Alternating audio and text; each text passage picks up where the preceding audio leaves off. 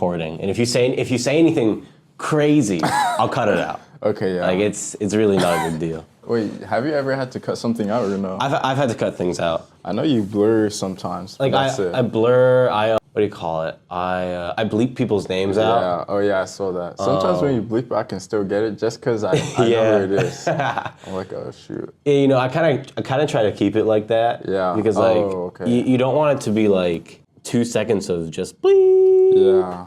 And like, you know, if anybody has beef with me, they know where to find me. But anyway, thank you for coming on, man. I really do appreciate this. No problem, bro. I appreciate, you know, I didn't know that you had so much substance to you until I DM'd you like a week and a half ago. I mean, low-key, I just knew you from John. Yeah, low-key, because we talked like what, like less than 10 times. Yeah, we haven't talked much. We barely talked, but then I don't know how I found your Instagram, probably just through mutuals, or maybe I saw it, because you only started posting recently, right? Yeah, I really started going hard with it like a couple months ago. Yeah, that's when I probably found you out, and then like, I don't know, just the idea of you having the YouTube channel in high school, it was just like, because nobody really has the balls to do that, because everybody like, will, even if someone wanted to start one, they'd be too scared of the criticism.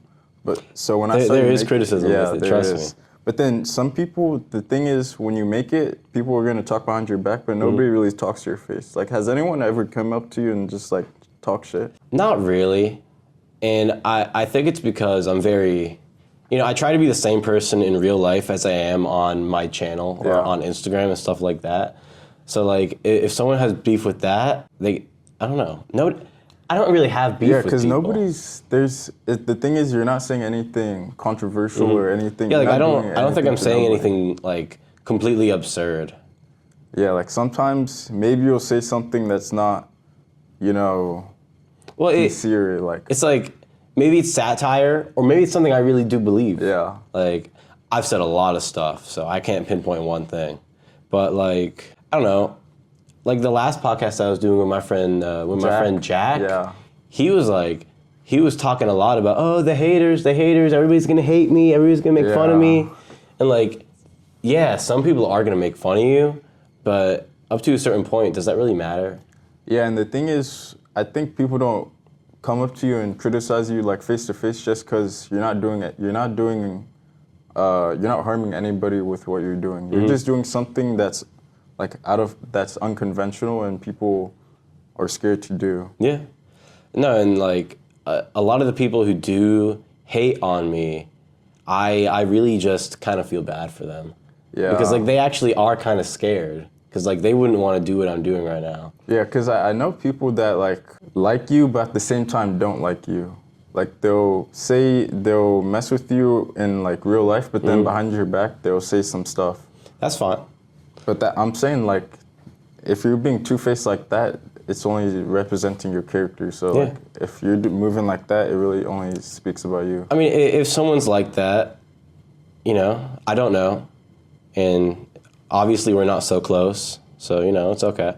Yeah, I mean, everyone's gonna have their own opinion. Well, yeah. So, but you know, I was talking to you on DMs, like same thing. Yeah. Why do you not have a channel, bro?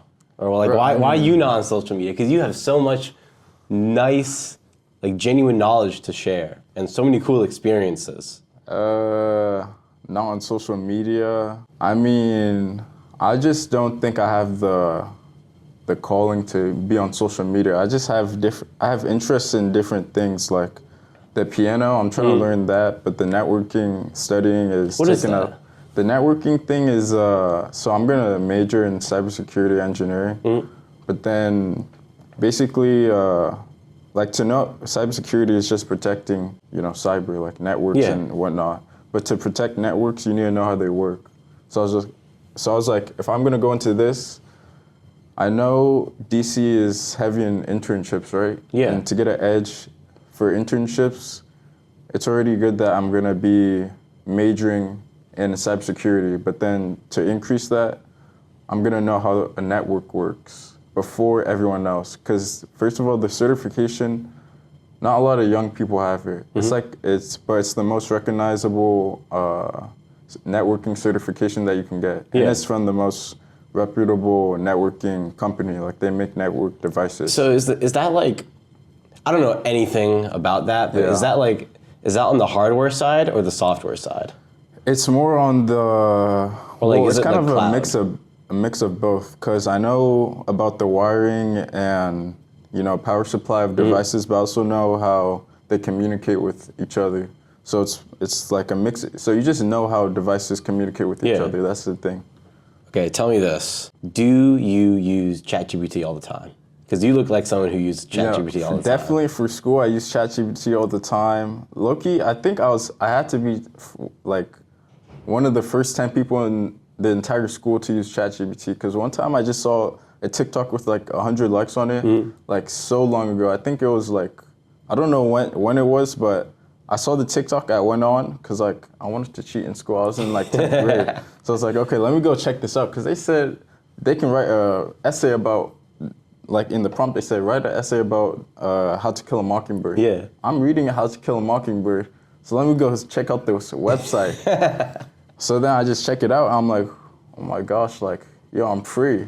Bro, so then that's when it started, but then 11th grade, I can't say too much, but that shit was helping me. And this year, I can't say nothing, but it's a great resource. It's a great resource. It's a great resource. I mean, are you learning anything about AI in the networking certification? They made an update to the exam where they talk about machine learning and AI and stuff like that, but no, I'm not learning anything in particular, but my dad did tell me that I need to start learning it. I know one of my friends is also doing some AI course, but I think I'm gonna look into the AI stuff, and then I'm also gonna try to learn Python, because it's used in like some automation stuff that is in networking. Well, like over like the past 2 or 3 weeks, I've become more and more like addicted to AI. Really? Like I literally bought ChatGPT Plus. Oh, okay. Wait, but you're like because Loki, I saw that one time you made like 1 or 2 videos about like content creation ideas, and you're using it. Yeah, no, it helps a lot with like content creation. I've been using it for school more and more because like second semester seniors, I can't be bothered. I'm sorry, Mr. SCOTUS chart is done. I got it done today. Oh, I didn't do that shit yet. When is it due? It's due Thursday. Okay, that's calm. So I can turn it in 2 months. But the thing is, I'm low-key kind of, I don't even only use GPT. I use when DeepSeek started trending. Did you look at I've never done anything with DeepSeek. I used DeepSeek the day I found out about it. I made an account. I tried to use it. I was late in first period trying to fucking make an account. And it was getting DDoSed by, I don't know who, probably the U.S. government. And I couldn't make an account until like afternoon, but then when I got access to it, I just it was calm, because it was the first thinking model where you can see the thoughts of it. So I was just, it's more humanized, because when you type it out or when you ask it a question, there's a button to click that will say like, read my thoughts, and it'll think to itself. It was like, okay, the user is asking this, this, and this, so I need to think about this, this, and this. And maybe this works with this. And then sometimes it will make mistakes, and it'll be like, oh wait, let me double check, let me triple check. So it was that. So it was kind of cool, but it was being the servers were too busy, so you can only do so many responses, so I stopped using that. But then there's also a thing called like Google Studio AI, because you know how when you use GPT, you can only do so many pictures? Yeah. The Google Studio AI is like some experimental thing that Google has, because you know how they have Gemini? The studio is just a way for developers and like just anybody to test out their AI models without paying, because the way you're paying is by giving them data. Yeah. Because you're using it and they're using that data that you provided. Yeah, maybe I should try that. Yeah, because you can use unlimited pictures, unlimited everything. You can, one time I uploaded, like for out of school project, I uploaded 110-page document, and it used the whole thing, because I had to do a certain thing in a certain curriculum. So I told it, okay, follow this from Unit 6. And I was like, okay, bet. But it's an outside of school project, like Unit 6 somewhere else. So like it's calm. And then I have some others, some Alibaba AI called Quen. Bro, there's a bunch of... Dang. I only know about like ChatGPT, Gronk, DeepSeek. Oh, I know about Grok. I've been wanting to look more into Grok, but I don't know. I'm pretty sure it's better at going on to like actively looking on the web. Yeah. Versus ChatGPT can't do that, and that's really getting on my nerves. It can like look. I mean, there's like a search function, but it's not as good as Grok. I'm pretty sure. Because I saw on Joe Rogan's podcast. I saw like a clip that he was talking to Elon Musk about how Grok is the most like unfiltered thing. Because I saw it one time on Twitter. I don't know if it was a picture or actually on my feed, but somebody asked like who's the most. I forgot, but it was like criticizing Elon Musk, and I was like, yes, this is true. It's Elon Musk. So like, look, you can tell it is kind of unfiltered. Oh, like I think I might switch to Grok because I've been using ChatGPT a lot, and I want to make sure that the opinions aren't leaning in a certain direction. Yeah, I know what you mean. I saw them talk about that too. Yeah, and like I'm not gonna know the difference. Yeah. So like maybe I'll make the switch, or maybe I'll just use both. Yeah. But like more and more, I've been trying to implement artificial intelligence into my actual intelligence, and I've noticed big things, and I'm sure you've noticed things too. Yeah, like it really helps with a lot of aspects in your life. Yeah, for sure. I mean, sometimes I'd be like crisscrossing them because GPT just be so stupid sometimes. Yeah. I gotta go to the AI, the Google Studio AI. I ask it a question, but the formatting is kind of shitty. So I copy what it gives me. I'm like, I format this with big headers. That's what I do to GPT. I mean, there's no perfect one. I mean, looking at it, Matt, how long have these really been around? Like, let's assume it's like two and a half years, maybe 3 years. 2.5 years of commercial use. Like, think of where they're going to be in like 10 years, 20 years. Yeah, that's something I'm excited for. But like, we have to get in on this now because like, so many people are sleeping on it. Yeah, especially when you're getting on it now in context of if you're in IT, if you're in technology, because AI is like, it's like when the world introduced, I don't know, I don't have a good example. Maybe like Windows, like a OS system. Yeah. Because before that, computers like that you could do anything on were really only for, they're like really expensive back in the day. But then Windows introduced, well, I don't know who introduced, but we introduced like home computers. And then people who know how to work home computers and implement different things on home computers, they got paid a lot of money because nobody knows how to do that yet. Exactly. The thing with AI, I think it's more tricky because, first of all, it uses algorithms in its thing. And you have to have like a deep level of math to understand and to develop new algorithms. Because it's one thing to understand an algorithm, but somebody already understood it, and that's why you can study it. So do you want to like make or like understand these algorithms and like really be in the trenches of AI? Nah, definitely not, because I'm just gonna learn I just need to learn what I need to know and maybe a little bit more for networking, because I know definitely networking and cybersecurity, because I know AI is gonna be like, they're gonna start utilizing that in networks so much. Just because I don't know if the government is gonna allow this, but like AI can definitely replace a lot of network engineers, kind of. Not on the hardware side, but when you have something like a network management system, because that's how some network engineers manage the system. They have like a GUI or a UI, and they can just control the network through there. And AI can definitely do that more efficiently, but for one, you can't trust it as much because it can make mistakes. But like in 10 years, Google's gonna have the best AI of all time. Yeah? And then, for sure. Bro. Okay. And then second, it's, I think I saw something about like some law, I don't pay attention to ghosts, so I don't know what it is, a law, act, or bill. But I saw something that they're preventing companies from replacing workers with AI. Really? Because if you think about it, why would, like as a nation, why would they let that happen? Because if you're gonna put people out of work, that means, we pay attention to econ, less money in the system or whatever. So it's just, you're gonna put more people out of work just for companies, for rich people to get richer. I mean, what I've heard and what I agree with is from an opinion, it was from Alexander Wang. He owns scale AI, it's like where all the data comes from for all these LLMs. Yeah. So it's like the basis of all these large language models. But pretty much what he believes is going to happen is AI is actually going to create more jobs that aren't going to be lost by it. Really? It's just going to take some time because the way that people are going to work in the economy is going to be different. It's not going to be like you're not going to need, let's say, 5 video editors.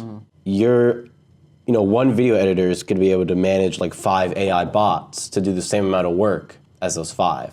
Yeah. So based on that, you think that these 4 others are, they're just gone. Yeah.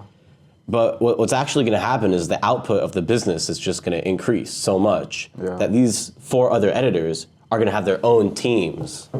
So the economy is just going to expand so rapidly, that the people that would have been displaced, if they can keep up, which is on them, if they can keep up, everybody can have more money, more jobs. Everything's good. Yeah, low-key, maybe that probably is true because I saw that somebody invested I don't know how many billions, but it was a couple billions into OpenAI. So they must be investing in AI for a reason. Yeah. I mean, and who's gonna get displaced? Definitely graphic designers. Oh, yeah. Like graphic designers, anybody who does like art or anything. No, art, I think graphic design is a different thing from art, I think. Because art, it's more like... You're right. Yeah, because that makes sense. Art is going to be... I don't think art can ever really be replaced. Just because it's like a human extension. Like, AI can try to replicate art, but art comes from like experiences that humans have. And of course, AI can act like a human, but it'll never really... It can never be a human. Yeah, it can never really truly be a human to create art. But graphic design, you're fucked, I ain't gonna lie. Yeah, graphic design, you're cooked. Yeah. I'd say like web design. Oh yeah, that too. Like any... Because web designers are low-key already out. Because first of all, there's already a website called Wix, and that that gives you a template. So now there's gonna be AI that's automatically gonna do the template. You just tell it what you want to do. I mean, yeah, people like that, and like I would argue that like people who work at like McDonald's, I don't think they're gonna go out of business. I think they're okay. Yeah, they're gonna because be fine. Like up to a certain point, yeah, you can get robots to do everything, but also like, do people want to be served by a robot? Yeah, lucky. And I think the only people that really have to worry is more in the tech side of stuff. Because I see a lot of coders getting scared like AI is going to take my job. But I think there's going to actually be like laws or bills to prevent that. I mean, yeah, it might take your job, but also maybe there'll be a better job in the future for you. Yeah, and that's why you need to learn AI because you got to join them, bro. Yeah, bro, we need to get up there, bro. I think you and me are going to be okay. Yeah. But like, people like he needs to lock in. Yeah. I'm kidding. But anyway, listening. That was AI. This is a question that I came up with, and I was like super proud of myself for it. Yeah, which one? It was like let's see, where was it? Is the way that people see you different from the way that you actually are? So I'd like to ask you like, what's like a common misconception that people have about you? I don't even think that there's... Every single conception is a misconception because nobody really knows the real you. That's good. Yeah. That's good. Right? Oh. No, but what I mean by that is everyone has their own idea of you, but the way they formulate that idea is by what their experiences that they have with you in so little given time. Yeah. So no one's gonna really know the real you except you. So some people are gonna like you, some people are gonna hate you, some people are gonna think you're funny, some people are gonna think you're corny. So there's a million, okay, not a million, but I know on one side of the spectrum, I know people that call me like, oh, you're one of the 2 smartest people I ever met. And then other people think I'm dumb. And then some people think I'm funny, some people think I'm annoying. So every single conception about me or every single conception about everybody is a misconception. Because nobody really knows who you are except you. You get me? Oh my God. You gotta give me a second there. That was big. Every single conception is a misconception. Okay, well that kind of threw me off. Let's think. Okay, well, how do you think people, or like, what's a label that people give you? Or like, how do people label you? Well, I don't really label somebody gives to me. I mean, I think people think I'm funny. Other than that, people don't really label. I don't think, well, I wouldn't know because nobody's gonna come up to you and be like, yo, man, you're funny, or yo, man, you're annoying. I mean, obviously, if some people find you funny, some people are gonna find you annoying. So those are two labels I already know that are in me. And then let me think of another one. Oh, some people think, oh, this is a funny one, because one of my friends, he thinks, or two of my friend groups, they think I have a problem with food. One of them thinks I have a eating disorder, and then one of them thinks I'm gluttonous. Yeah. And some people say, so they start calling me a glutton because I didn't want to give them a chicken nugget. Yo, let me eat my fucking chicken nuggets. Bro, I see you in government all the time with your food, and I'm like, oh my God. Yeah, that shit. The chicken nuggets are so tough. Bro, you know who the real gluttons are? It's the people who take the food from that one kid in our econ class. Oh, yeah. John be doing that, I be doing that. No, but he be giving it out. He does give it out. I don't know why. Like, does he even have any food left over after he gives it away? Yeah, he just be eating his entree. He don't be eating the sides. But so some people think I have a eating disorder, like as a joke, but like not as a joke because I started fasting. Yeah. Like prolonged fasting. And then on the other side, some people think I have some people think I'm like a gluttonous dude because I don't share, well, actually I do share my food, but not enough. Yeah, not enough. But then also like, I don't know, it's Korean barbecue 2 days in a row. I guess I am a glutton, I ain't gonna lie. I mean, it happens, bro. Like, you're not gonna be perfect all the time. Like, there was like, so after my most recent fight, I had to cut to like 155. So I was like, after that, I was like, okay, I'm just gonna eat as much as I want for like a week. And bro, that was probably the worst week of my life, bro. Bro, I'm telling you, you know like DCG? Or do you know like, what is it called, Bites? Yeah, I think so. Yeah, so basically I went to one of those spots at like 12 a.m. And I'm intermittent fasting. I'm not doing it prolonged because it's not a Monday or Tuesday. Yeah. But I'm like, okay, I'm doing 16-8. Or I'm really doing 16-8 or 18-6. I don't really, some days it differs. But I was doing 16-8 and it was 12 a.m. I finished bowling. I'm like, my friends want to go, or only one of my friends wants to eat. But then I'm like, okay, I'm out, let me just go eat. Yeah. And then we go to DCG and I eat this like rice platter with chicken and a bunch of sauces. And I was telling my friend like, because I saw in the picture they have fries on the side. I was like, bro, I hope they don't give me fries. And I was like, why, bro? It's just a little bit. But like, I know when I get the fries, but they're gone. I'm gonna have to finish it. And then when I finish my shit, I start eating my friend's fries. Brother, that's the problem. And like, I think this goes on to like a bigger point. Like, the people who you're around influence your decision making so much. Yeah. And like, even if it's just like food and stuff like that, like, I don't know, I'll be like, whenever I'm trying to lock in with my diet or stuff, I always notice that my parents make the most unhealthy food. Yeah, deadass. It's like, when I'm like talking about stuff, I'm like, okay, this week I'm gonna lock in, I'm gonna prep all my meals, it's gonna be this, and my exact macros. Yeah. I'm not gonna overeat. Then like 2 days later, my mom brings home like a big ass pizza and it's like, here's dinner. And then I'm like, thank you, Mom, but I just wanna eat my chicken and rice. And then she does like, okay, it's fine. I'm like, why are you doing this to me? My mom brought home like some fried chicken like 2 days ago. I only took one bite though. But lucky, since I started fasting, I can really eat whatever I want. Because since I'm fasting, I do like 2-day fast, right? 48 hours fast. So I'm on like hour 29 right now. What time is it? It's probably 3 something. Yeah, 3:30. So I'm on hour 29 or 28. I break it at like 11. I'm gonna break it in Gulf tomorrow. Oh wait, we don't have Gulf. I'm gonna break it, I'm gonna break it at like 12:10 then. So it's gonna be like 49 hours. Or maybe, it'll be 49 hours. So I'm gonna break it in lunch tomorrow, but I started yesterday morning. It was my first time starting the fast in the morning because usually I start it after I finish dinner on Sunday. So I can eat on Tuesday night. So usually I would actually be in like hour 40 or something by now. Or actually, no, I would actually be in like hour 45 right now. Yeah.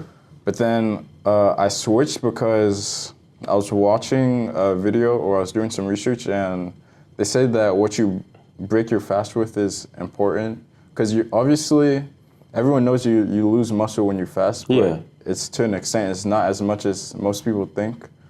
Because your body is not gonna, first of all, your body goes for glucose first, which is, it comes, majority of it is gonna come from carbs you eat. Yeah.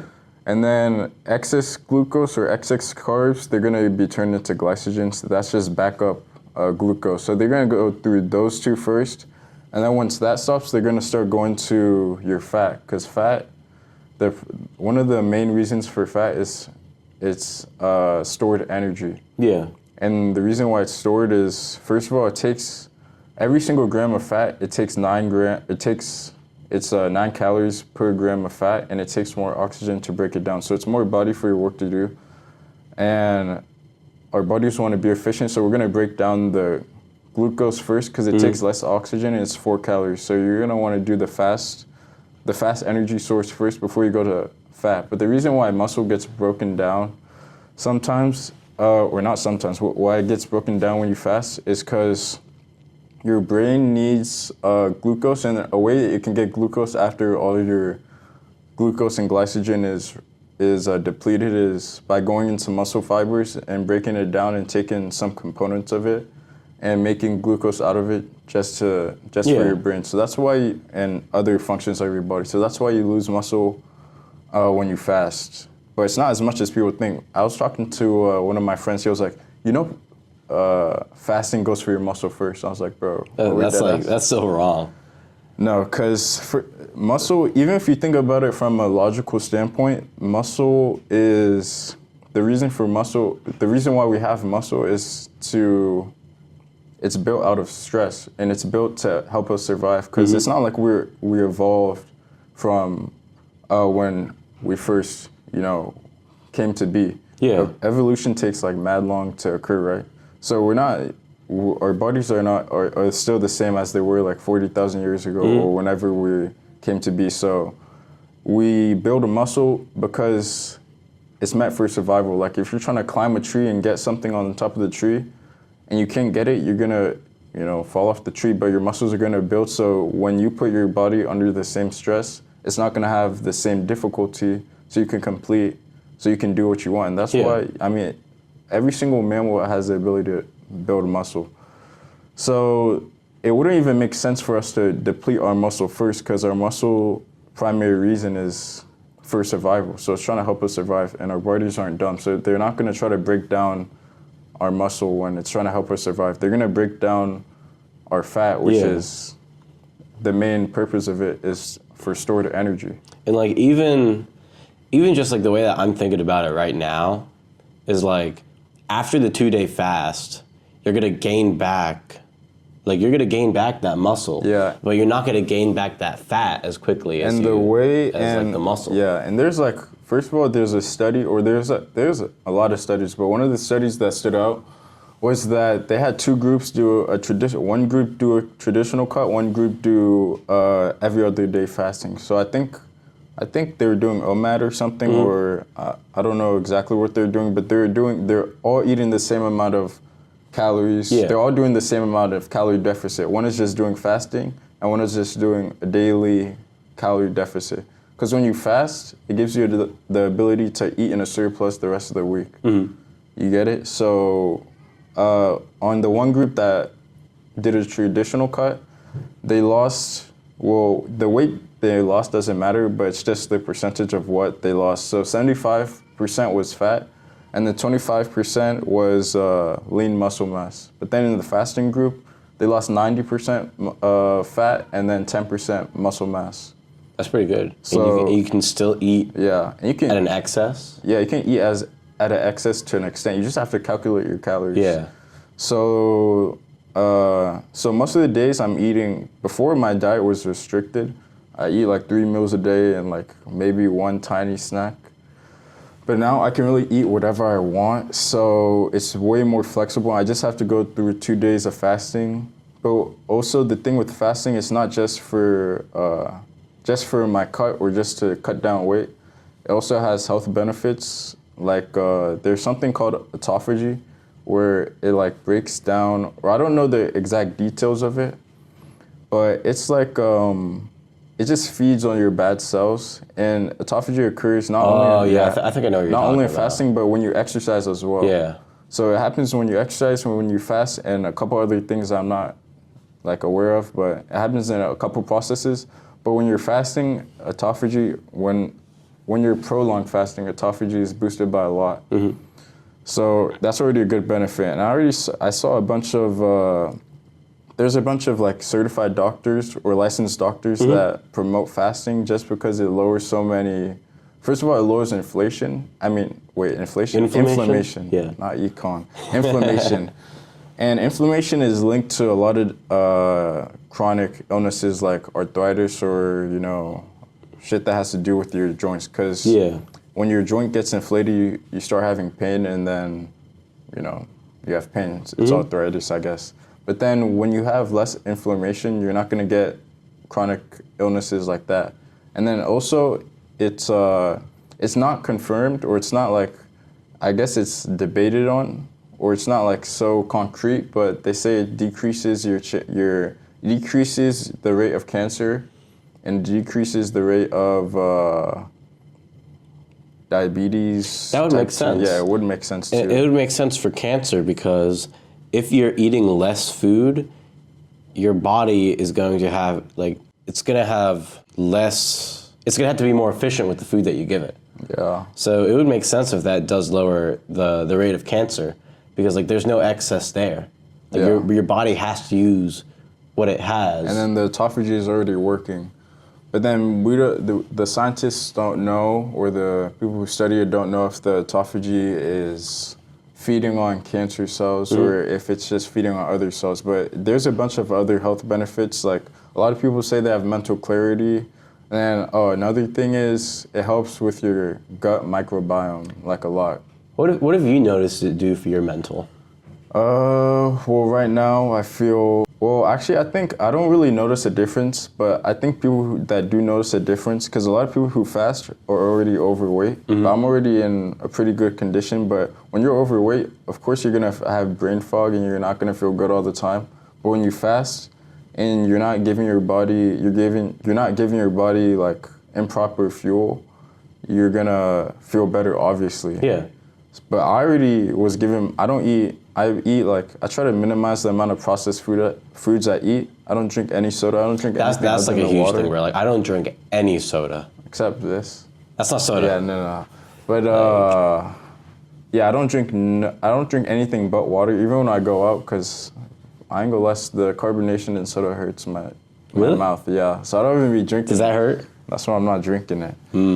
But and then my diet is pretty clean. I used to not eat a lot of fruits or any fruits at all, but now that I started fasting, I eat a lot more fruits. But basically before, my diet was chicken nuggets, which is processed, but I only have so much time in my day to make food. Yeah, I get you. But then that's really the worst part of my diet, I think. So I have the chicken nuggets, and then, see, my dad was lucky cook back then. I had a protein bar and yogurt, which is not too bad, but I stopped eating that because the protein bar, I wanted to stop eating the processed bar. And then, so it was that. It was the protein bar, yogurt in the morning. I go to school. Actually, I don't, did I eat something at school? Oh, I used to eat Chipotle at school, like homemade Chipotle. Really? Yeah, and I don't make it because I'm not that good at cooking, but I low-key want to learn. But my dad, he just makes some homemade Chipotle, like my mom marinates it for 2 days, and then he cooks it, and then he makes some cilantro rice and some beans, and then I just have that. And I should start doing that. Yeah, lucky. But I don't eat cheese because... No cheese? Yeah, no cheese. I like cheese. Actually, I love cheese, but when I was eating cheese back in the summer after 11th grade, my acne was so bad, and I was eating mad cheese because I was eating cheese every day with the Chipotle bowl, and I was eating a lot of white bread because I was eating 2 sandwiches with cheese. Like what I've done to help improve my diet is cut out processed carbs pretty much. Like I don't eat bread. Yeah, me too. I like bread, but I don't eat bread. Yeah, I like bread a lot too. I don't eat much cheese, even though I do like cheese. Let me think. No processed sweets or any sweets, honestly. Yeah. Like I made I've been trying to have breakfast more. Like that's why I started the whole Warriors breakfast thing. It's literally just to keep myself accountable. So I eat breakfast. Yeah. But like I made myself some like oatmeal banana cookies that I'm gonna have in the morning. So like that's pretty much the sweetest thing that I plan on eating. Yeah. And other than that, fruit. Oh yeah. Stuff like that. I started doing the yogurt bowls you see online? Yeah. I started doing that. So basically I get just the Greek yogurt and then I add one serving of honey. Yeah. And then I add like 2 or 3 shakes of salt. Just because it brings out... Salt? Yeah, it brings out like the sweetness and everything else. Because you know how sometimes you put salt on pumpkin pie? You know what, that makes sense. And nobody questions that. But if you put salt on sweet things, you'll notice that it accentuates the flavor like a lot, by a lot. I don't really notice it, but I don't taste the salt, so maybe it's only doing good. I mean, it makes sense because what salt does is it draws out liquid. And the liquid holds the flavor. Okay, yeah, so now I get it. And then I also put, I don't know how much cinnamon, but I put a little bit of cinnamon. I'm pretty sure cinnamon's good for you. Yeah, it is good for you. And it's also supposed to add to the flavor. And then I also add 1 whole banana. And then I don't really weigh the fruits because they're so low in calories, except for the banana. 1 banana is like 110 calories. It's like, something like that. But it's calm. And then I add strawberries or whatever fruits I have, and then I just eat that. And that's like the sweetest thing I eat all day. Oh, and then I only started eating these like a week ago, but I'm gonna keep doing it because that shit tastes so good and it's good for you. But then I was using granola for 1 day, right?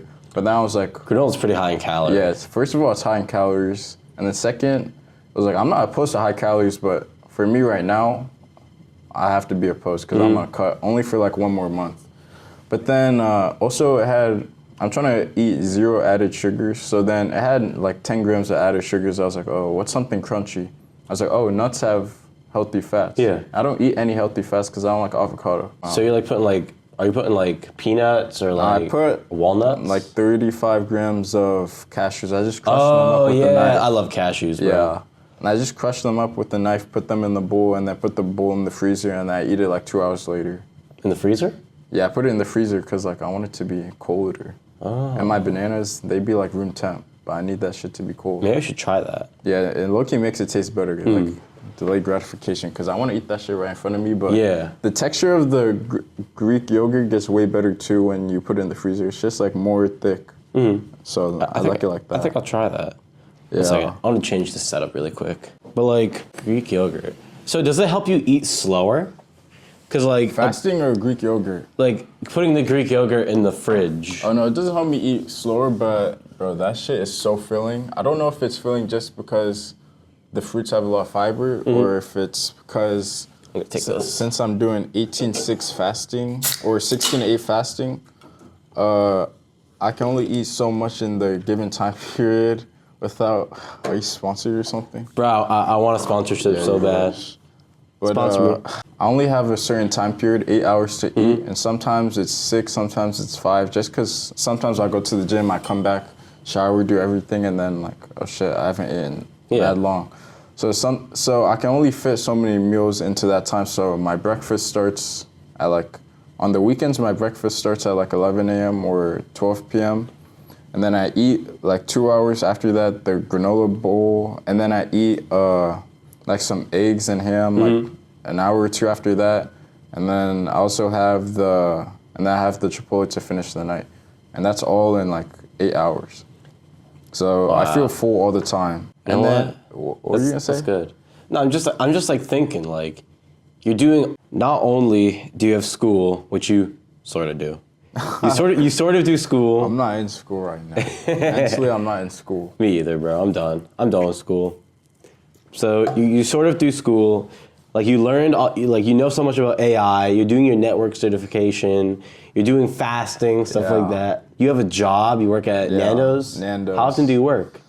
Right now, it's 1 day a week, but I'm gonna start doing soccer refereeing every single weekend, and it pays mad good. One game, 60 minutes, $60. I like that. Yeah, that's good. So you get $1 per hour, but you know, not everyone's doing it because $1 per minute. Yeah, $1 per minute. I mean, but not everyone's doing it because you can only do so many games in one day. It's only on the weekend, so it's not a money glitch. You just get some extra side cash. So then you're doing that. And you're also going to the gym like 4 days a week, 4 days a week? I go every purple day because I have a free period. But with the gym, I'm inconsistent, but then I'm consistent. But then now I have to be consistent because it's beach week. But lucky, like, I don't go to the gym too much, but like I maintain the muscle. Yeah. I think at least. I mean, I bet you live a fairly active life just generally like existing. Oh yeah, like and you just have to do things. I try to do like 7 days of cardio, but then when I try to do 7, it's like you're shooting for the stars, but you fall in the cloud. I do 5. Yeah, sometimes I do 4. But no, if you try to that's the method. Yeah, like if I try to do 7, some days it's not gonna work. So I really do like 4 or 5, never like 6, 7 days of cardio. So that like too. How and then the piano too. Yeah, and the piano. But the thing with the piano is that shit got put to the side, even though I paid $500 for it. Yeah. Cause the networking thing, I have the test in 2 weeks, so I play a little bit every day. Only one day I skipped playing. But then after I finish the networking, I'm grinding the piano until forever. Yeah, nice. But like, how are you able to do all that? Like, how are you able to manage your time? The gym, well, let me think. Well, actually, maybe I can just go through one of my days. Yeah, go through one of your days. So like, I go to school, and then everything after school. I do everything after school. Oh, okay. So the reason I can do all that is because on gold days, I study networking in wind time, and then I study networking in math because I have like an 86. I'm in BC, but like there is I'm well off in BC. I think. That's good. But so I just don't pay attention at all in BC. I get 50s on the quiz, but I already grinded it before I started networking. So that's the method, bro. Like grind it in the first half of the year, then just like coast. I'm getting a 50 on Friday. I have a test. I'm getting 50 you on scheduled it? Yeah, I scheduled the 50. I'm not skipping because it's only going to prolong it, and then I have to get out my win time, and that's annoying. So I'm going to just take the 50, go on my laptop, start studying. So basically I finished taking notes only this week, but before that, it was like a 60-day course, and then I would take notes in win time for like an hour 30, and then and then in math, I only started doing it in math like because I was like on day 40, and I was like, okay, it's grind time. So then in math, I just do some review, and then when I get home, since it's a gold day, I do like 30 minutes of cardio, or I will try to do 45 minutes, because sometimes I'll do like 30. What's your cardio? I just do incline walk, 10 incline if I'm at home, and 11 if I'm at the gym at 3. And so I do that. Sometimes I used to do 30 minutes when I got home, and then 30 minutes before I eat, just because I was trying to get 60 minutes daily. Yeah. But then I don't know how much I do at home. I mean, I know on 2 days ago, I did 60 minutes just straight when Barcelona was playing the soccer team. Yeah. So it's mad easy when you're watching something, but like for example, tomorrow they're playing Atletico Madrid, so I might do cardio, but I might not, because like that shit's a big ass game. Yeah. It's like a semi-final, and it's like 2 really big ass clubs, so lucky, I think I just gotta sit down and watch that and do cardio after. But yeah, so I do cardio, right? And then, so I get home, I do cardio. I already did like 2 hours of networking. Some of it is gonna be like just me fucking off. But then after I do my cardio, I eat. Or actually, when do I shower? Sometimes I'll shower at like right after I do cardio, or sometimes I'll shower right before I eat. Yeah. Because I'll do my second set of cardio for the day and then shower and then eat. So I do that, I do my cardio, I take the shower, and then I start studying, or I start doing whatever. And the thing is, like, Right now, the only reason I could learn piano for like 2 weeks, because I grinded it for like 2 weeks, like an hour or two every day. But then the networking got serious. But then like I don't really need to study for any class just because I'd be abusing skipping. Yeah. I ain't gonna lie. So I'd be skipping tests, and then by the grace of God, I'd be getting high scores on them. I don't really. That's what happens when you're just smart. Yeah, that happens when you're just smart. Nothing else. No outside factor. But then, so I don't really need to study too much for school. So then I study networking more at home. I do like some flashcards, some labs, like virtual labs. And then sometimes I'll have like I only started playing games recently, like video games back again recently. But then like I was considering deleting that shit because. Get rid of it. Yeah, I gotta delete it. But then, I don't know. I need to delete it, lucky. Bro, get rid of it. Like, I don't know. I probably play video games like twice a month. Yeah, look at that was me. But then this one game came out, and it just got me addicted. What is it? But it's called Schedule One. It's like some Schedule One. It's like some drug dealing game. Like you act like nice. Walter White. That's cool. Yeah, and you just like try to get your money up. But then so I do after I shower. What I say? Oh, I just study, and then I do whatever I need to do for that day, and then I'm out. So basically, all my networking is done at school. And then all the schoolwork is done never because I skipped the test. Yeah. So really, the school, you would think the school, like, how the hell is he doing this? He got to study for this, and that. No, you just don't. We don't do that. I just I do study though. But like, I definitely study. I don't know. I mean, what college are you gonna go to, if any? I'm going to GMU. Because I only applied to 2 schools. Oh, George Mason? Yeah. I applied to 2 schools, Tech and GMU. I didn't get into Tech. I know why. It's probably just because I was just fucking around 9th grade, 10th grade.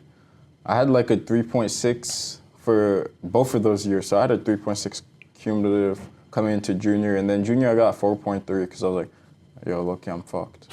So I was like, okay, I got locked in. And then I locked in, and then it's not enough, obviously, because mad dudes got rejected. So first of all, they want to take away affirmative action. They already fucked me up. And then there was this program where I could get into Tech just like straight. Then my friend said, don't do it, because we didn't know you could really get into Tech straight like that. It was the first year they did that. It's called like BSI. Black Student Institution or something, or are you kidding me? Yeah, bro, my mom is half black, bro. That could have been me. You could have done that. That could have been me. So then, so I should have done that because everyone who did that got into Tech, and they have like 3.8. They're getting into comp sci. That's crazy. I know. There's a dude in our gov class. He got into UVA. He didn't get into Tech. Like, bro, we joking right now. He had like a 4.42 or 4.3. I don't know what it was. But yeah, I'm going to go to GMU, and I only applied to 2 schools because Tech, Tech is good in tech, obviously. It's good in cybersecurity and whatnot. And then my brother goes there, and then a bunch of my friends applied there, and we all thought we were going to like kind of get in, but then nobody got in except one guy. You know Daniel in our gov class? Yeah. Yeah, he got in. Yeah, good for him. Yeah, and he got into Tufts too. He's smart like that? Yeah, he's smart like that. Nice. So I'd be saying like, yo, you're not tough. No, but yeah, he got into Tufts, and then, so he's the only dude that in my entire friend group that I know that got into Tech. I only know like 2, like when I say no, like I only like know personally 2 people that got into Tech, him and some other dude. And then, so he only got into Tech by himself. So then, and I got rejected, so I only have one option. The reason I'm not mad or I'm not like sad about it is because GMU's ranked #1 in internships in Virginia just because it's right next to DC. Yeah. And I don't really know how they rank #1 because I don't know what the school, Georgetown is in DC, so I don't know how they're not ranked #1. Maybe it's because there's just more people? Yeah, or maybe it's because GMU is more tech focused. Yeah. Maybe. So, but they're #1 in internships. And then in cybersecurity and networking and overall IT or, computer science internships is that's all you hear anybody talking about in college, talk about internships. So if they're #1 in internships, that's a plus for me. Second, their cybersecurity program is strong. It's ranked the same as Virginia Tech's. That's another plus. And then my parents also wanted me to stay home. They didn't even let me apply to schools outside of state. Even though I didn't want to go outside of state, they were like, we want you to stay home. Why do they want you to be home so bad? Because, well, I mean, it's just easier because... That is true. Yeah, I mean... Are they your bankroll? No. Oh, really? Bankroll, like money supply? Are they paying for your college? Oh, yeah. Are they helping? Yeah, but the thing... that probably had a little factor in it, but then... I don't know, maybe they just don't want to be like at home by themselves. They'll be, I don't know. Yeah. I mean, yeah, that makes sense. And also, like... I also help around the house, too. Mm. You know, they don't want to be doing, like, maybe I think my dad has some back problems because sometimes he can't carry the water out of our car to take it inside the house, so he'll call me. So, actually, I do that every time, but sometimes he can't even, like, get the water out the shelf, so then I'll have to come with him. And then my mom... Or I don't know, maybe she just loves me. She wants me to stay home. Oh, man, your mom loves you. Yeah, my mom loves me too. Thank you, Mom. I love you. So yeah, I'm just staying home. So it's like 4 pluses. So I'm really not mad at it. And look, I kind of wanted to stay home because living in the dorm, I know it's important to live by yourself, but living in the dorm, a lot of people. If I want to live by myself, I can literally just go and live by myself, bro. Yeah, but then a lot of people were saying the tech dorms were really shitty, bro. Yeah, so I'll just live in comfort for 4 years, get my own apartment. Third year of college or fourth year of college or after I graduate, I don't really know when, because I don't know what job I'll have or how much money I'll be making, if at all any. But hopefully I am making money. I think I have a job for summer right now. It's I already have one. It's some camp counselor thing. But I might just reject the offer if I can get like an IT help desk job or like any type of internship. So then I can focus on that and do other stuff at home. But if I can't find anything, I'll just do that and I'll have bread. Do you wanna work for a company or do you want to start your own thing? Nah. Like think like 10, 20 years in the future, if not less. Nah, I think I'll just be a sheep. Really? I'll just you want to be a sheep? I'll just be a well-fed sheep. Like I'm not focused on making like millions or, you know, like multiple hundreds of thousands. Like what I want to be in like 10 years is 6 figures. And I'm not talking about like 500K plus. I'm just talking about 100 to like, in 10 years, well, that's going to be 6 years after college. So maybe like 100 to like 250 max. Because I don't really know how the job market is at our pace, but I know I can make 6 figures, definitely as a cybersecurity engineer. But so is your goal to like, to settle down and have a family? Yeah, but I'm just trying to, so that's my main goal. But then, and I don't need millions to do that. I want to live like a comfortable life. I only need that set amount of money just to live comfortably, one, and then second, to just have experiences, like to have the ability to have experiences, to go travel, to go do anything I want. I like that. Yeah, so I'm not really focused on making so much money, because what am I going to do with so much money? Like, I don't really know. Buy a nice car. Buy multiple nice cars. And the thing is, I don't need a nice car too. I drive a Kia Soul. Low-key, people get on me for it, but I'm like, I don't really. First of all, they say it's ugly. Who cares? I'm like, it's not even that ugly. Like, are you joking me? I like your car. It's red. Oh, I know about it. They'd be saying like, red Kia Soul, you need to die. Like, as a joke. There'd be like Kia Soul hate pages. But I don't know. I mean, at least I have a car. Yeah. No, a lot of people, like, people who dog on you probably don't have a car. Yeah, some people, that's how it'd be like. But yeah, I'm not too superficial on other stuff, even though I have the newest iPhone. But I had like a Samsung before, so I had to switch because I'm about to go to college. I mean, there's nothing wrong with having nice things. Yeah. But like, I get it. Like, you know, not everybody has to have like a crazy, absurd, like multi-million dollar business to have a fulfilling life. Yeah, everybody has their own role in life. So I'm going to be the dude that's going to be, some rich dude's going to make money off me, and that's okay. I'm not going to be the rich dude making money off other people. I'll just live comfortably, and then however the system works, I'll go with the system. I'm not trying to go against the system, you know what I mean? I know what you mean. Yeah, but some people, I'm not like dogging on anyone who wants to go against the traditional way, but I mean, that's what I'm doing right now. Me, I'm fine with going the traditional way. Man, I wish I was. Oh, you don't want to go the traditional way? Nah, man, I want to, I mean, even just doing this, like this is not traditional, but Like, it's that's another reason why I didn't say no when you asked me to come on. I was like, oh wait, what was I talking about? Oh yeah, not traditional. Like it's like a new experience because for me, I really only live. The only reason, like a main reason for living, I mean, not like I'm suicidal. Yeah, no, I know like, what you mean. Like getting experiences. Yeah, and I know some people are gonna think it's corny. Like every single person I talked to, I was like, "Yo, I'm gonna be on so and so's podcast." And they're like, "Who are you going with?" I'm like, "By myself." And I was like, "Bro, are you crazy? What are you doing?" I'm like, first of all, bro, I've heard that from like I've had you and Jack on so far. Yeah. And like, is it hard getting people on? Or how many people have you asked? I haven't asked too many people. Oh, okay. I've asked maybe 6 people, and Jack said yes. You said yes. I have some other people that I still need to follow up with. Yeah. I've had a couple of people say no, and like it's kind of interesting when people say like, no, I don't want to. Yeah. It's like, oh, I mean, some people it makes sense for them not to just because. Actually, I can't really say because I know one dude who already told me, but like my friend or like some of my friends, they're like, why would you go on by yourself, bro? I would never do that. I'm like, yeah, I know you would never do it, bro. But it's like, I'm gonna graduate in 6 weeks of actual school time. Yeah. So first of all, it doesn't really matter, and then second of all, it's not like I mean, bro, what's gonna happen? You gotta like stop caring about what other people are thinking. I mean, that's the only way that you can live a life that you want to live.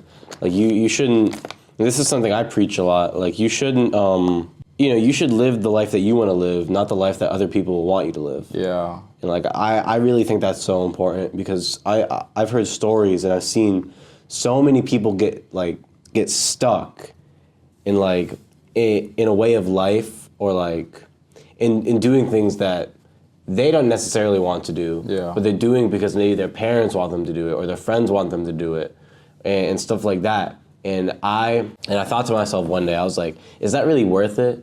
Like, should I live for myself or should I live to please other people? Yeah. And I don't think it's up to a certain like, point.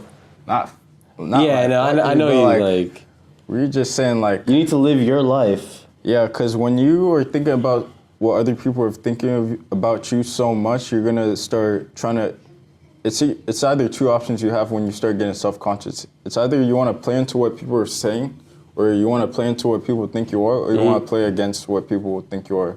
And both ways, you're letting people control your life. Exactly. So if you're doing what other people, if people call you annoying or dumb or not dumb, because if someone calls you dumb, like you're gonna try to get smart. That's pretty good. Yeah. But if someone calls you annoying and then you try to change yourself, you're not being yourself, you're just acting a different way. So now you're not living your true self. But then if someone like, compliments you or compliments you on being funny, but the way you're being funny is not, positive, like if you're just dogging on other people, but everybody's validating you for it, you're not gonna try to recognize your own faults and try to grow from it. You're just gonna keep moving in that way that you're moving, hurting other people.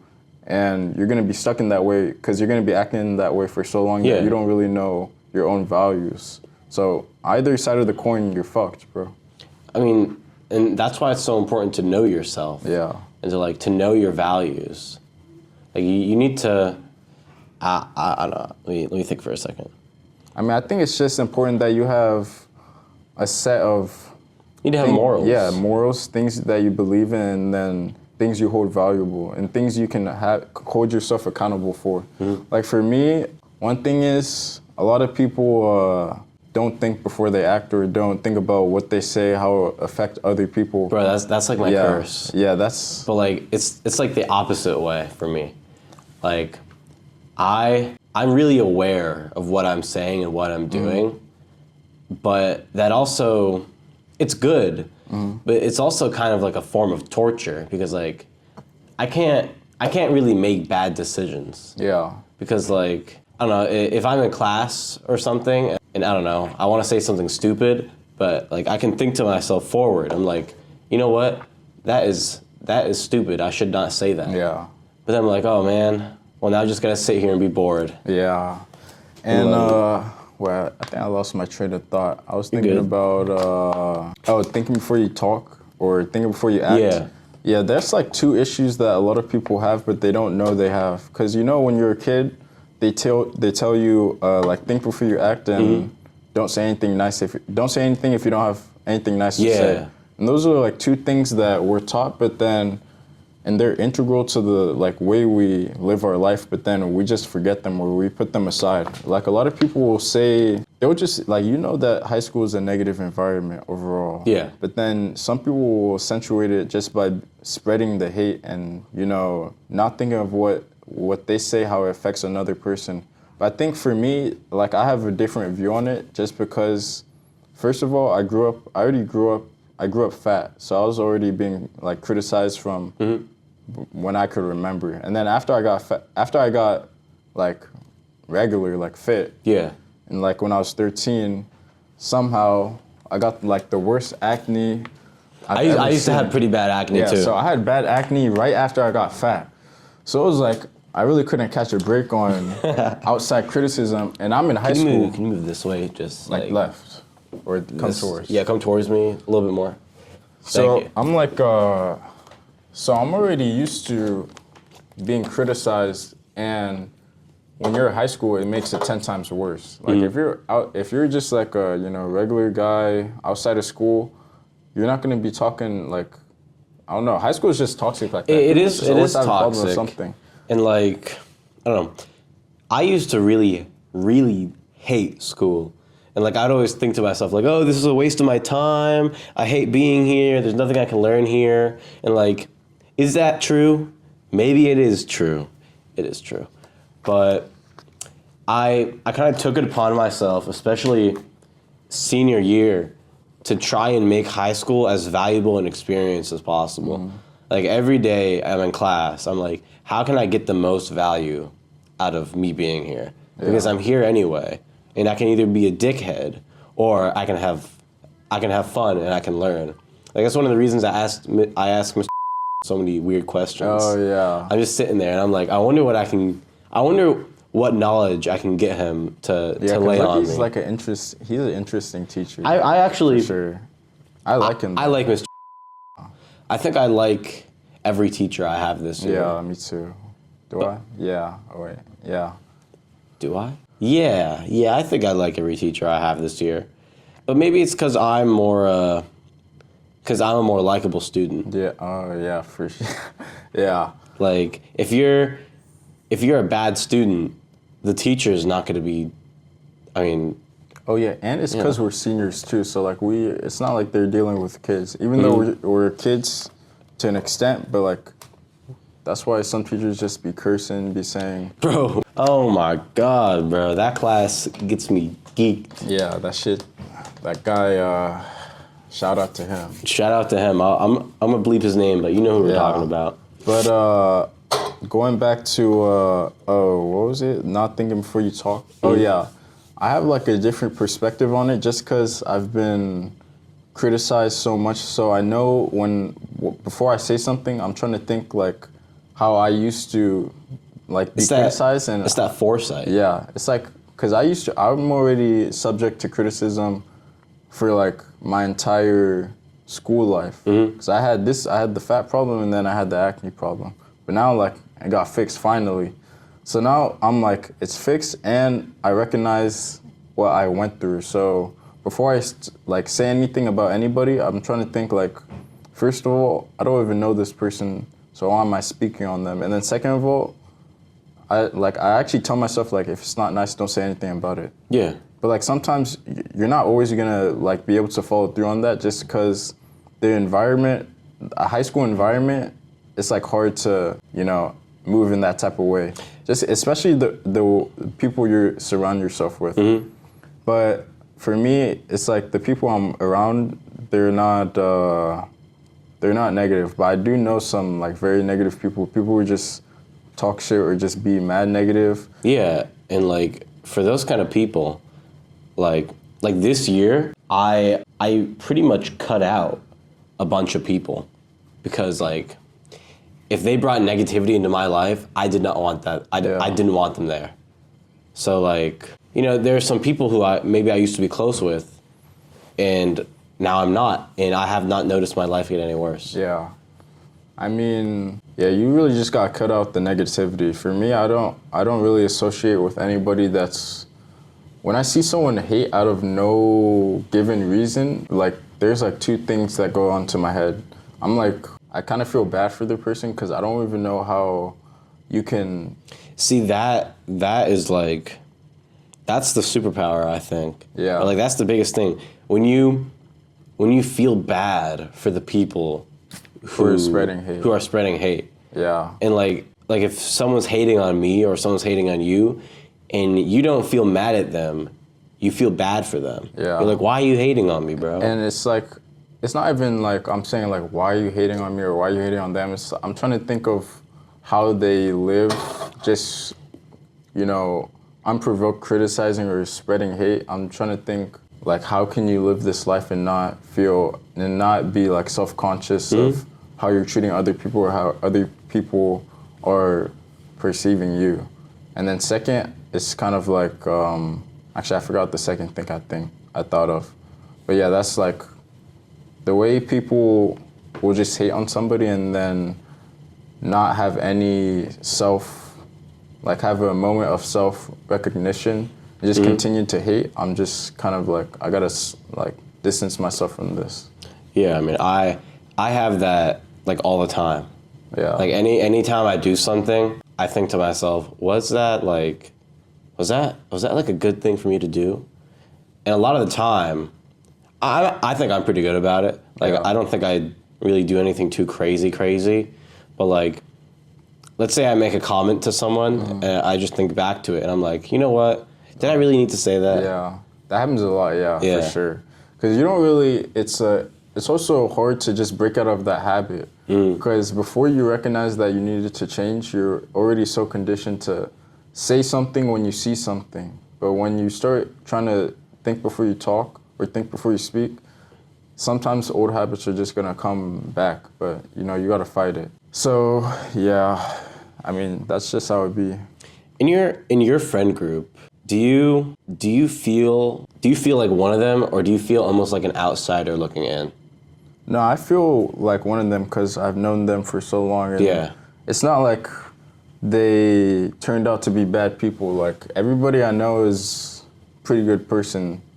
I mean, yeah, they're like, all my friends are decent people. Yeah, I mean, not everybody's perfect, but then again, we're not perfect. Yeah, so I'm far from perfect. Everyone's far from perfect. Yeah. But it's the way that you get a little bit closer to perfect. No one's ever going to be perfect, but the way you better yourself is just looking at yourself from the outside. Like, and I was thinking about this after you asked me on your podcast, because like, you never been asked to be on a podcast, have you? No, right? No. But like, when you think about it, you're gonna think, oh, what am I gonna say? Like, and I saw some of the questions and I was like, oh, when he asked me this, what am I gonna say? And then I was thinking about how it's easy, and then, well, okay, let me go back.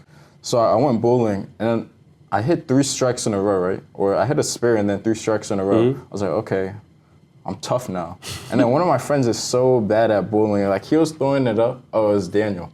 That guy's so bad at bowling. His form is just off, right? So I'm trying to teach him the form, and I taught him the form. And the next time he hit, I don't know if it was not a strike, but I think he hit like 8 out of 9 pins or something really good. And it was because his form got better. But then after I went after him, right, or a couple rounds or like a couple turns after him, and then I hit worse than him, even though I taught him, and I hit 3 strikes in a row. I mean, some of it is because I was tired, but another of it is, or another reason for it is because it's easier to see other people's problems and like fix them. That's but big. To see yourself, it's not like I could see myself from someone's eyes unless someone recorded me, but I only knew what it felt like. I didn't know what it actually looked like. But when I looked at my friend, I could see what he was doing wrong, and then it's easier to help him. But to see within yourself and see the problems that you have, it's hard. And then it's also even a bigger thing to see that and then try to improve on that. Yeah. To not stay stagnant. That reminds me of something from the Bible, we think. It's like before you try to pull the splinter out of your neighbor's eye, like pull the log out of your eye or something. Yeah. Like you need to, before you start being so critical of other people, try to look at yourself because like there's a lot there. Yeah. I don't try to criticize anyone on the way they act because I'm still trying to improve upon the way I mean, who are we to criticize? Yeah, so I'm not criticizing on anybody on the way they act. Like if you act the way that I say I don't like how people act, you can keep acting like that. I'm not saying you have to live a different life. I'm just saying the way, like if I were to act like that, it wouldn't be me living my true self. I would feel like bad if I was moving the way I don't want to be moving. I mean, like, yeah, not everybody's meant to act the same. Like, people can act differently. And I would also add that you don't have to mess with everybody. Yeah. Like, you don't have to be friends with every person that you Everyone's going to have a problem. Like, someone is always going to have a problem no matter what you do. And, like, I feel like this is something, like, in elementary school, like, everybody was, like, your friend. Yeah. And I think back to that sometimes, and I'm just like, that's so wrong. Because, like, not everybody's going to be your friend. Yeah, and it's probably... And there's nothing wrong with that. Yeah, it's probably just because maybe in elementary school you haven't gone through, or you haven't, I don't know, you're just so young that you don't really have a problem with anybody. Because you don't really know what you have a problem with yet. That's a good point. That's a very good point. Yeah. And also, like, you know, let's say we know this much now. We knew, like, this much in elementary school. Exactly. Like, friends that I had when I was, like, 10, 11, like, a lot of them, I don't hate them, but, like, we're not close. Yeah. And there's nothing wrong with that. Like, I don't think you should be afraid of drifting away from people because to a certain point, isn't that what you're supposed to do? Yeah. You're not supposed to be the same person for your whole life. You're supposed to constantly grow. And sometimes that just means that, you know... You gotta let some people go. Yeah, you gotta let some people go, and some people are gonna let you go. Yeah. And, you know, you can either be sad about that and cry and, I don't know, just be depressed, or you can pick yourself up and be like, okay, well, another day. Yeah, life's just keep not going. always gonna go in your favor. I mean, that's what you learn from when life doesn't go in your favor. Like, if everything goes the way that you think it's gonna go, what lessons are there to learn? Exactly. That's a boring life, too, if there's no adversity. I mean, let me think. Like the Korean barbecue, that was adversity. Yeah. And that... I had to go to Korean barbecue 2 days, not had to, I wanted to. Yeah. I'm not gonna say. You were forced to. Yeah. No, I could have said no, but that bulgogi was hidden, bro. But yeah, you know, that's made a fundamental change in you, I would assume. Yeah.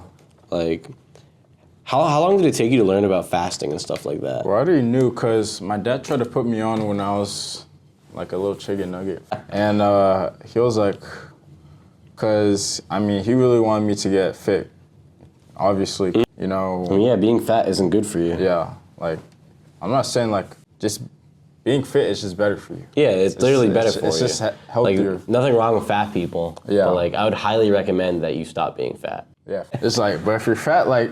It's all good. Yeah, it's okay. But, you know, do some research. When I was fat, it was like, there's just too many negatives. First, my health is negative, and then second, social interactions are more negative. Not even because people were talking about like, oh, you're so fat.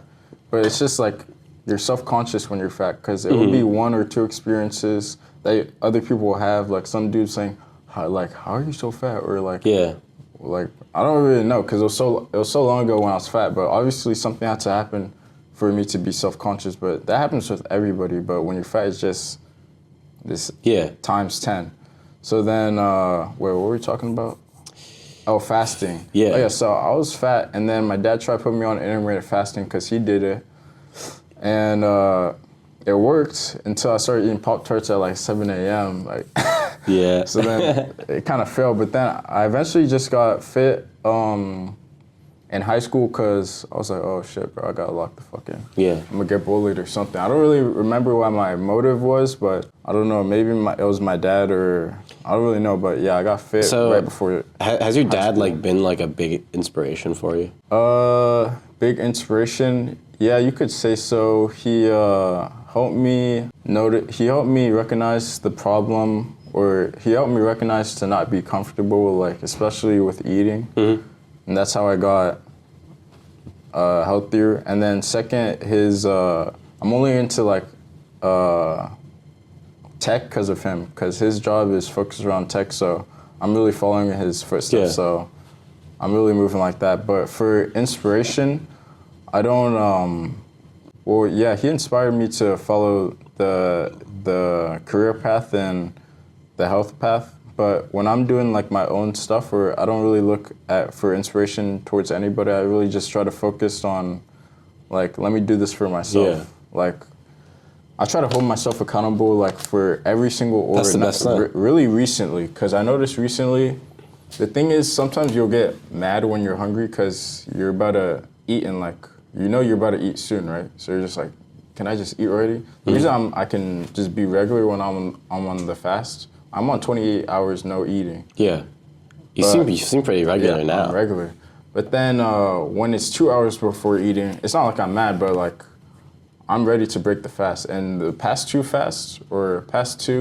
I haven't done a 48-hour fast like ever. I've done 46, 47-hour, 45-hour, but I never did 48. Just because when you're so close to the finish line, you're just like, okay, I did everything, let me just finish. But it's not like that extra hour of fasting has a benefit, but it's mental at that point. Yeah, it's a mental. So then when I'm on the treadmill, like I was on the treadmill today, I'm only doing 15 minutes because I'm fasting. 15 minutes before, 15 minutes after the workout, because I worked out today too. Yeah. But then I'm at like 12 minutes, I'm like, yo, let me just get the fuck off. But then I was like, wait, I started holding because only recently, after the fasting, I started holding myself accountable. I was like, okay, if I say I'm gonna do this, I'm gonna do this. So I did 15 minutes straight before, 15 minutes straight after. So every single tiny thing I try to do, I try to hold I try to tell myself I'm doing this. It's like a micro commitment. Yeah, and that's like what Jack was talking about, like small wins. Yeah, small wins and like little things, like they're called micro commitments, and they really help to keep you disciplined and more accountable for when, like, you know, an extra, I don't know, 3 minutes on the treadmill or something isn't gonna like make or break you. Yeah. But let's say you're in a situation where you really need the discipline. Like, I don't know, think of one. Yeah, like, bro, when I first started the fast, my first ever 48-hour fast, I woke up and I was like, yo, I'm not doing this shit. I was like, yo, I want my protein bar and yogurt. Yeah. But then I was like, oh, fuck, I already told myself, like, no way I'm gonna break it on the first day. I can't go out like this. So then after the first day, like, more about fasting, after the first encounter with the breakfast, well, not encounter because I didn't eat shit, but after like that first period, I was like, okay, it's calm. Like and then when it got to lunchtime, I'm just sitting around, not eating anything. Yeah. So the first day is calm. The easiest day for me is the day where I wake up. It's the day where I don't eat anything at all. When you start a 48-hour fast, you started by eating something. So yesterday. Was it yesterday? Yeah, yesterday at 11 a.m., I ate chicken nuggets. I know it's kind of weird for 11 a.m., but I needed to get all the protein in. So I ate the chicken nuggets, and then that was like the second hardest day of fasting other than my first day of fasting ever. Yeah. So I was like, I don't really know the science behind it, but I ate, so maybe my blood sugar spiked up and it makes me more hungry or something, but... It has something to do with, like, your circadian rhythm or something. Yeah, I was just, like, hungry the whole day. I was just like, and then I went to my friend's house. We bake when I tell you, I went to my friend's house, this dude had 3 bags, silver bags of goldfish. That's how big they were. He had 3 silver bags of goldfish, some spicy, I don't even know, some exotic Doritos, Slim Jims, like 100 Slim Jims. Like, I'm not even joking. Actually, 100 Slim Jims. He had M&Ms, just like in there, 2 donuts, ice cream in the pantry. We made a cake. We went to Giant and I bought a protein bar, but I'm gonna eat it like tomorrow because it's like an exotic flavor. I never had it. But you know, so that made everything harder. But even before that, I wanted to eat so bad. Yeah. Just because I ate, and I guess like, I don't know, my body just was like, oh, we're eating today. So I just got hungry. But today, I wake up, I'm not eating anything. Right now, I'm not eating anything. When I go home, I'm not eating anything. I'm just gonna study. Tomorrow is gonna be harder than today because I'm gonna be in, I don't even fuck with that class.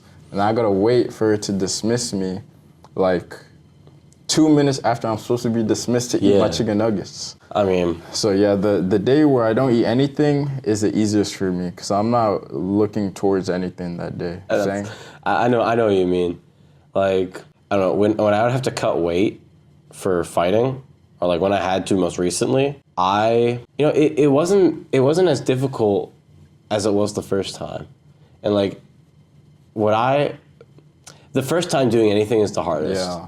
Like, your first day fasting, I'm sure was one of the most difficult. Yeah. And like, after you do it like 3, 4, 5, 6, 7 times, you kind of know what to expect. Yeah. Like, it's like for anything, like your first SCOTUS FRQ is going to be... No, I'm still shit, I ain't gonna lie. But like, your first of anything is going to be more difficult than like after doing it 5, 6, 7 times. Just because you know what to expect and you're not nervous. Yeah, so the next time I start my fast at 11 a.m., it's going to be calm.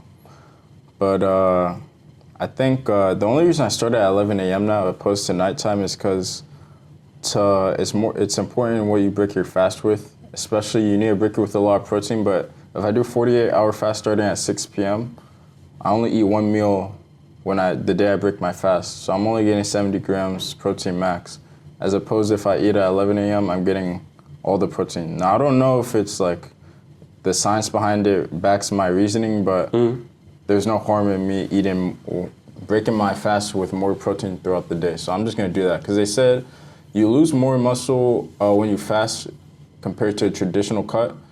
But then if you eat back up and you eat, because when you're in a cut, you can only build so much muscle, if at all, right? But when you're in a surplus, obviously you build muscle. But when you fast, you don't eat for 2 days, right? So you can already be in a surplus, because the thing about it, 500 calories is the traditional cut, right? So 500 times 7 is 3,500. If you don't eat for 2 days, or you don't eat for 1 day, you don't eat anything except 1 meal for the other day, it's, my maintenance is 2,650, right? So 2,650 plus 700 calories, is that right? No, 2,650 plus like 1,900 is like, what is that, like 3,600? It's a bunch, yeah, it's a bunch. It's a bunch. I forgot the math, but, so I'm already 1,000 calories plus, because, I forget, but I did the math on my phone calculator, so I can eat so me being on the cut, or me being on the fast puts me in a 650 calorie deficit like daily. Yeah. If I eat 2,600 calories daily, like 2,600 times 5, like divided by 7, and I did some more math. I forgot the math I did, but it just put me in a deficit of 650 even when I was eating 2,600 calories. So I could really eat in a surplus some days. So if I'm eating in a surplus and building muscles, that just gives you more leeway. It gives you leeway. Yeah. So like you don't have to be stressing about it. And then I can also build muscle on the days where I eat in a surplus. So that's a benefit from traditional cutting. And then second, I mean, when I'm on a cut, I'm not really on a cut because I can't really cut for real. Like I never really got shredded. I just really be around like 15%, 14 if I'm being generous.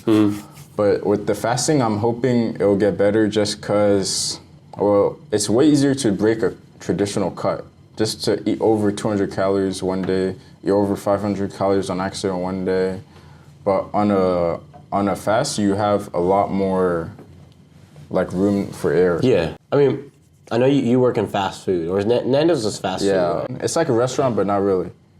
But yeah. Fast food enough. Yeah. So like, how are you going there? Do you just not eat? Or like, yeah. What is it like making food for other people? I don't make yourself? the food. I'm like a server. Because it's like a sit-down restaurant, but some people take to go. But so I just serve the food. Sometimes I be eating the stray fries. And but yeah, let me think. On Sunday, did I start my fast? Oh no.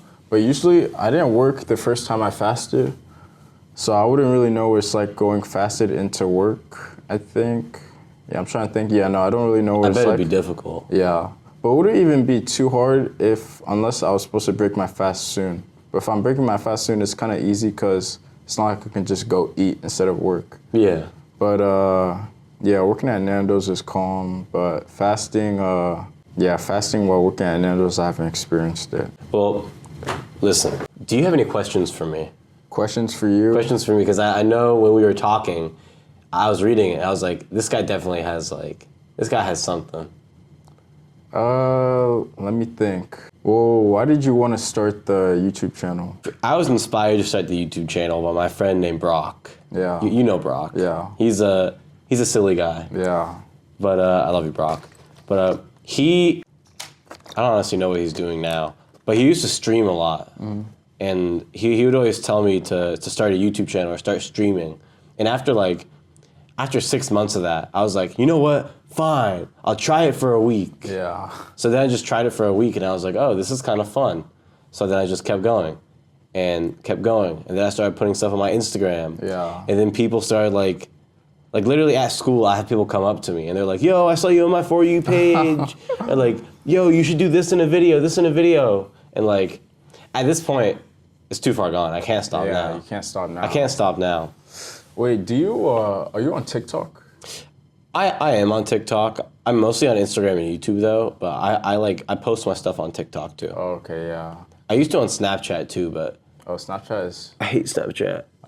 I hate Snapchat. That's like the most difficult way to get new. Snapchat is the least. People. Snapchat. I'm putting it out right now. Snapchat is a horrible platform. Do not use it if you're a creator. Yeah, don't use it. The it. interface is terrible. It's just pure brain rot. Don't use it. Never use it. Yeah, the Explore page is actually really bad. Abolish Snapchat. Get rid of it. I tried it. It was not good. Sue me. God, I hate Snapchat. Oh my God, I hate Snapchat. It's Snapchat at all. I hate it. But here's a question. Do you believe in God? Yeah, I believe. Are you agnostic or I don't know. I'm not I believe in Jesus Christ. I'm not so I believe that there is a God, but I'm not so set in I mean, eventually I do believe that I'll start following Christianity heavily again. Mm-hmm.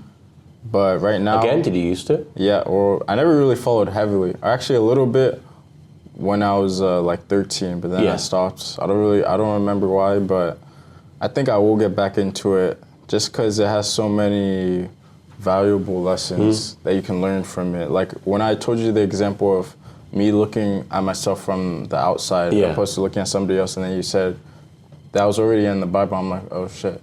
So I already know it has knowledge that I could use, but then the example you gave from the verse, I'm like, oh, so this shit actually really does have knowledge.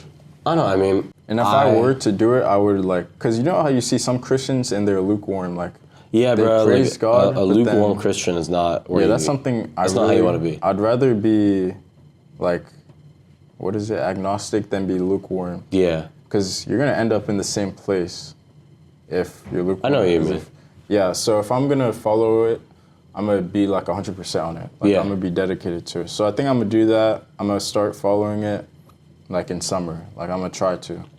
I mean, I don't know, bro. I would just say read a bit of your Bible. Yeah, it's a good way to live life too. It is a good way to live life. And I don't know. I feel like people use not only Christianity, but people will use any religion or any ideology, and they'll warp it into what they want. Yeah. Versus following what it actually is. Yeah. A lot of people will use the Bible to hate on gay people. Yeah. And whatever your opinions on gay people or trans people are, there's no reason for you to hate on them. Yeah. Just because you maybe don't agree with what they're doing doesn't mean that you should hate on them. Yeah, I see a lot of people try to justify any type of hate towards any type of group of people with religion. Yeah, and the whole point, at least in Christianity, from what I've seen, is to not hate. Yeah, everybody, love your neighbor. Yeah, love your neighbor. And even when you're looking at things like lust, gluttony, envy, it's also to not hate yourself. Yeah. And people will say oh, I love myself, so I'm gonna eat as much as I want. But that's a form of self-hatred because you're not gonna feel good doing that. Yeah. And if you're a gooner and you goon all the time, Like, you're not gonna feel good. You're not gonna feel good doing. I know some gooners. I know some gooners too, but he knows. He's watching this.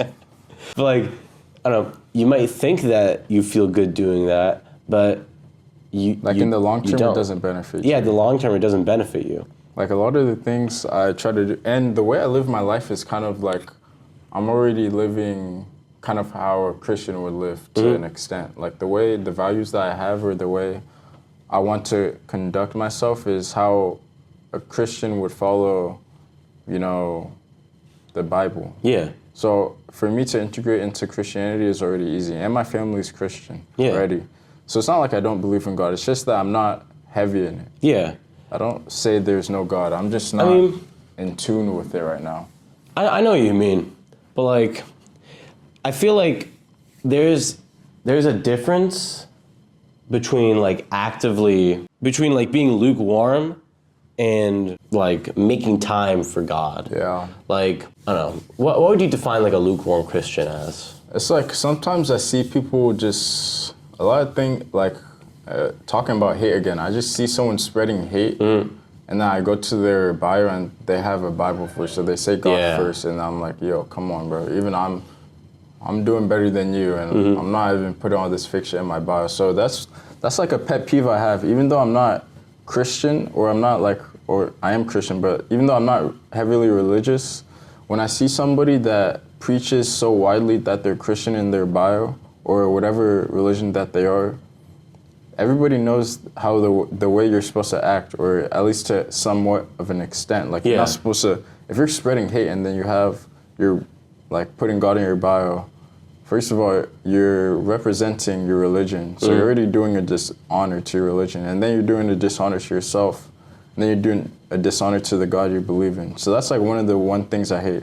So if I were ever to become a Christian, like, I would really try to stay away from being lukewarm. That's why I'm not, I could have, when you asked me, do I believe in God, I could have been like, yeah, I love God, like, I'm like heavily Christian, but I'm gonna be honest. Like, I'm not tapped in right now. Yeah. But I do plan on focusing, having that be a part of my life. Yeah. You know what I mean? I mean, like, for me, it's hard, bro. Like, yeah, especially in this. I read my Bible every day. Yeah. Whether it's for half an hour or for like 2 minutes. Yeah. It's like something I try to do every single day. But like, as you're doing more and more stuff, and like as more and more responsibilities are piling on your back, yeah, it gets harder. It gets more difficult to I guess make time for God. Exactly. For that kind of education. And like, I don't know, bro, it's hard. Yeah, but I think the reason I know I'll get tapped into it is because it's not important to me right now. It's like when I bought the piano and then I'm doing networking. It's like, which is more important? Obviously my networking, so I'm not gonna do the piano, but I know once I finish with the networking, piano is gonna be my number one, but I had to put it to the side. But for me to get like deeply rooted within Christianity, I have to like put my foot into it a little bit first.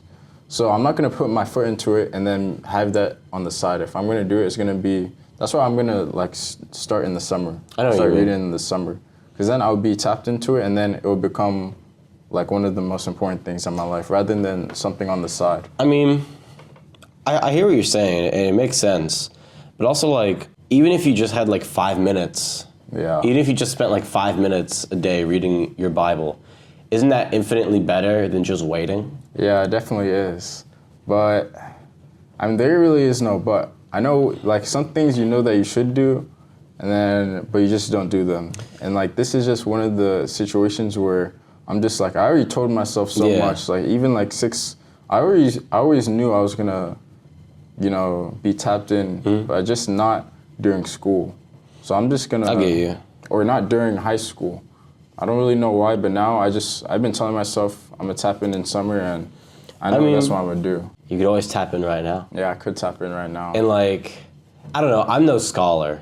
Like, I don't know nothing. I started reading my Bible like a year ago. Yeah. And I've just been like going down that path kind of alone. But like, I don't know. Why not start today? It's definitely better to start today. So why not? If if it's the correct choice, why not do it today?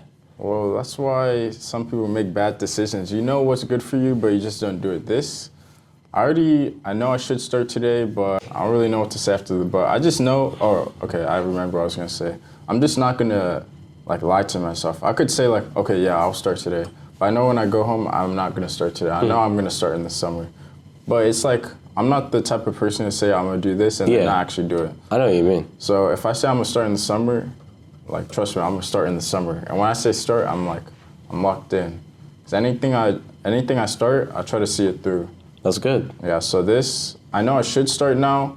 I could tell myself I'm gonna start now, and I could try today and try tomorrow, but I know eventually it'll dwindle. And I know something is better than nothing, but I'd rather have something consistently for a little bit, so then you can keep that consistency. Because when I was networking, I was doing it inconsistent, sometimes doing it, sometimes not. But then when I got into the groove, a week straight, 4 hours every day, I've not stopped 4 hours every single day for 25 days. Wow.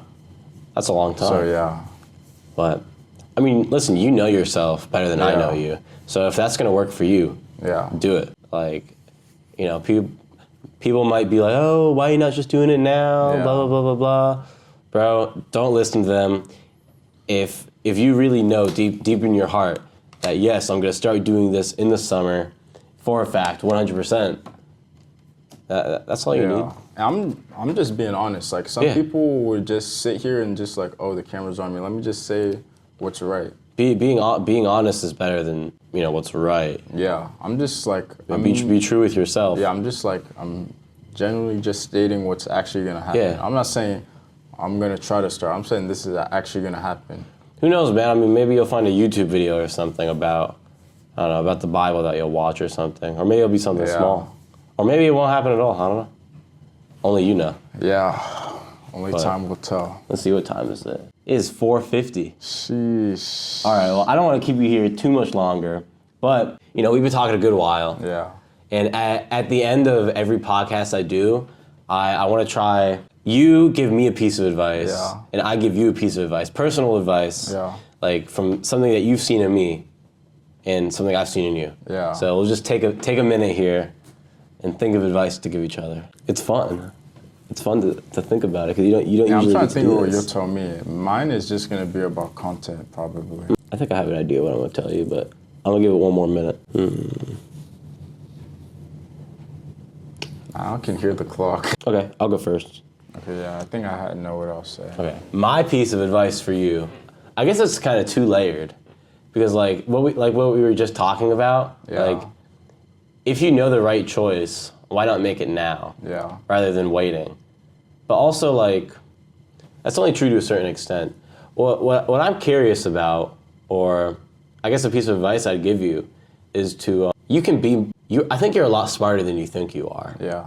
And I think there's no reason that you can't be more ambitious and that you can't strive for more. Yeah. Right now, you're striving for a lot. Yeah. But I don't know, when I heard you be I just, like a sheep, I was like, but you can do so much more than that. Yeah. And it doesn't necessarily have to be monetary, but you're not a sheep, bro. Yeah. And I know, you're smart enough to understand what I'm saying here. But you're doing the piano, you have a job, you're fasting, you're learning all this stuff about yourself. You're on here, you're willing to be on here, and you can actually talk on camera and make content.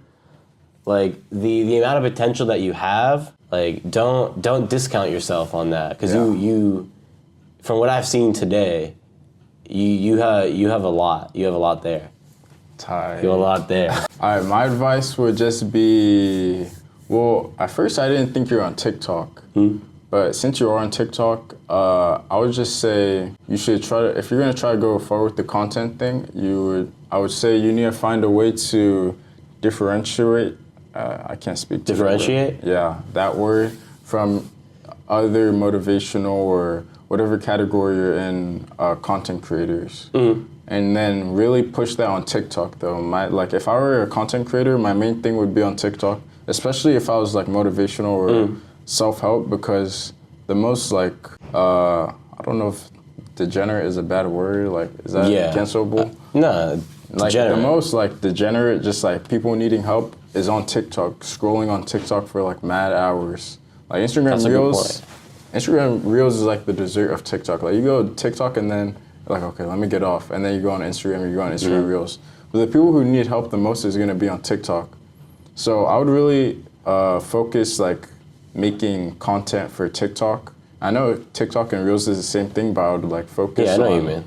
Like just pushing the TikTok, trying to blow up. Because if you blow up on TikTok, you're gonna be straight, like for sure. Here's a question, or like a piece of advice I'm gonna seek out from you. When you say to differentiate, how do you think I can be different? Or like how should I be different, in your opinion? How can you be different? I think everybody is, I wouldn't be able to give you an answer on how you specifically can be different because everybody is already different in their own way, but it's just that some people can like tap into that and show the entire world that they're a separate person than what everyone else is. Like you're different from every other motivational speaker or content creator, but at the same time you're not. But you are because you're your own person. Yeah. So if you like fuse your own personality with the content creation, I don't know, you could blow up. You know what I mean? Fuse my personality with the content creation. Like I like when that. you look at people, obviously everyone's gonna look at inspiration when you're doing content creation. That's why they say all art is stolen. Content creation is the same way, but the way that artists, like all art is stolen, so how do any artists like get popularized? By infusing their own personal touch into what they see in other people. So you see, you know, Joe Rogan doing his thing or David Goggins doing his thing or anybody you look into doing their thing, you think, what do I think about this? And let me put what I think about this into what I'm gonna do. You know what I mean? I like that. Yeah. Because like, I don't wanna copy anybody. Like I don't mind taking ideas from people. Yeah. Like this podcast is inspired by Joe Rogan. Yeah. But like I don't want to take what he's doing and just try and replicate it. Yeah. I want it to be my own thing. Exactly. And like as I do more of these, like this is number 3, I think. Like as I get into like I plan on doing this for a while. Yeah. Like because it's good too to talk to different people and to have an unfiltered conversation. You're not gonna get that authenticity just talking to someone in high school. First of all, you're not talking to me 2 hours in high school. Yeah. And the second, you're not even gonna be really talking to me in high school because we're trying to. Yeah, we're trying to do stuff. Yeah. We got things going on. And then another thing is high school. Like nobody in high school is really gonna be so. There's not a lot of people that are gonna want to come on first of all, and then second, really speak what they think. They're gonna have like a filter to. So to talk to like high school students, unfiltered, like just seeing what they actually think. That was another reason why I wanted to come on. I was like people are actually doing this. Like I didn't know there's actually people like in the school that would speak unfiltered, just talking with no thought of what are other people going to think. Trust me, I'm surprised too, bro. I'm as surprised as you are. Like it's like a literally you. Yeah, it's because when I was thinking about it, it's like nobody I know would ever do this. But it's like it's an experience, like I already said. And it's like it's also a way for me to. It's just a challenge for me to overcome. Yeah. Like social. You know, I'm always trying to be more social, and this is like I'm going on camera, I'm going on Instagram Reels, I'm going on everything now. But like, you're gonna see yourself on there. I'm gonna see on You're gonna see your own face on the internet. It's pretty weird when you first start, but yeah. I think we went over anything unless you have any other questions for me. No, I'm not the question maker. You're not the question maker? Yeah. Okay. Hey, bro, I really appreciate you coming on. Yes. Thank you very much. It was a good conversation, I think. I'll see you back in. So. You'll be back on in a couple years, be a billionaire. It's all good. Yes, sir.